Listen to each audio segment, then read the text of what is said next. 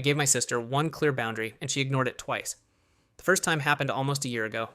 Out of nowhere, my sister Chloe messaged my boyfriend Ethan telling him I'd been acting suspicious with my ex. The truth was so stupid it almost felt embarrassing to explain. I bumped into my ex at a coffee shop for maybe 2 minutes and later joked about it in a text to one of my friends. Somehow Chloe saw the message on my phone when we were together one day and immediately turned it into something bigger. Instead of asking me about it, she went straight to Ethan. That single message caused the worst argument Ethan and I had ever had, not because he fully believed her, but because once doubt gets planted, it lingers. When I confronted Chloe, she acted like she was helping him, not me. I told her very clearly that if she ever involved herself in my relationship again, I would cut contact completely. She cried, apologized, said she understood, and honestly, I wanted peace badly enough that I believed her. Things between Ethan and me slowly recovered after that, but it took months to fully feel normal again.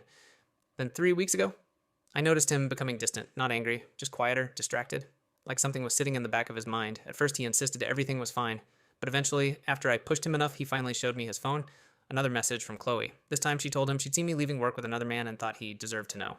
She even attached a photo she'd secretly taken. The man in the picture was my coworker, Jason. My car had broken down that week, and he'd given me a ride home. Ethan had literally met him before. I remember just staring at the message in disbelief, not because Chloe misunderstood the situation, but because she skipped me entirely again, straight to my boyfriend, straight to suspicion. I called her immediately while Ethan sat across from me listening. She answered casually like nothing was wrong. I asked why she sent the message. She said she was worried about Ethan getting hurt. I reminded her about the warning I gave her the first time. She said this situation was different because she had proof. I asked why she never simply asked me who the man was. She got quiet for a second before saying she didn't want conflict. That part honestly made me laugh, because apparently blowing up my relationship behind my back was easier for her than asking me one uncomfortable question directly. That's when I told her we were done. No more apartment key, no more random visits, no more family dinners pretending everything was normal, nothing. She immediately started crying and saying she was only trying to protect Ethan. And that's when I finally said something I'd been holding in for years. I told her she had never once protected me. Not once. I hung up after that. A few hours later, my mom called, already defending Chloe before I'd even explained anything. She said Chloe meant well, that I was being too harsh over a misunderstanding. But this wasn't a misunderstanding. It was a pattern, and patterns matter. Ethan and I talked for hours that night.